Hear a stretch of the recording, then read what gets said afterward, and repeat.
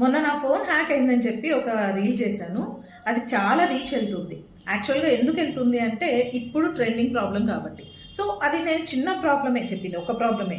కానీ యాక్చువల్గా online scams చాలా ఉన్నాయి. సో వాటి గురించి కొన్ని పాయింట్స్ చెప్దామని ఈ రీల్ చేస్తున్నాను. సో లాస్ట్ వరకు ఉండండి, ఏది మిస్ అవ్వద్దు.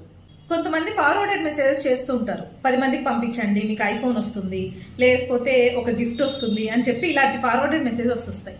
మనము పిచ్చిగా ఏం చేస్తామంటే 10 మందికి 20 మందికే కదా అని చెప్పి గ్రూపుల్లో పెట్టేస్తాము, అందరికీ పంపిస్తూ ఉంటాము. అలాంటి లింక్ క్లిక్ చేసినా కూడా మన ఫోన్ హ్యాక్ అయ్యి మన ఇన్ఫర్మేషన్, పర్సనల్ ఇన్ఫర్మేషన్ అంతా తీసుకొని దాని నుంచి వాళ్ళు అమౌంట్ అడగడము, అమౌంట్ తీసుకోవడము ఇలాంటివన్నీ జరుగుతుంటాయి. కాబట్టి జాగ్రత్త, ఇలాంటి లింక్స్ క్లిక్ చేయొద్దు. అండ్ సెకండ్ వన్ వచ్చేసి ఇప్పుడు ట్రెండింగ్ ఇన్స్టాగ్రామ్లో ఎక్కువగా స్నాప్లో ఫేస్ చూపించకుండా అమ్మాయి ఫోటో పెట్టుకొని అబ్బాయిని, అబ్బాయి ఫోటో పెట్టుకొని అమ్మాయిని, యాక్చువల్గా అటు సైడ్ ఉండేది అమ్మాయో అబ్బాయో కూడా తెలియదు.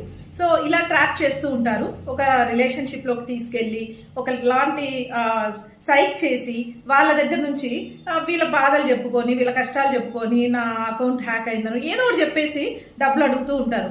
ఇష్టమైన వాళ్ళు కదా, అడిగితే ఇచ్చేస్తుంటారు. సో ఇదొక టైప్ ఆఫ్ టెక్నిక్. దీనికి కూడా మీరు పడొద్దు.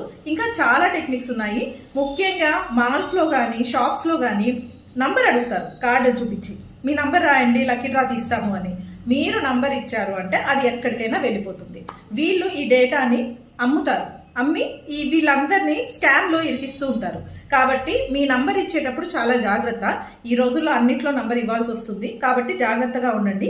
ఏ లింక్స్ క్లిక్ చేయొద్దు, ఎవరిని నమ్మొద్దు, ఆన్లైన్లో వాళ్ళని అస్సలు నమ్మొద్దు. డైరెక్ట్గా మీట్ అవ్వకుండా పర్సన్ ఎప్పుడు కూడా మీరు సాయం చేయొద్దండి. ఓకే, ఇంకా ఇలాంటి మంచి మంచి టిప్స్ కోసం ఫాలో అవ్వండి. Belly blast.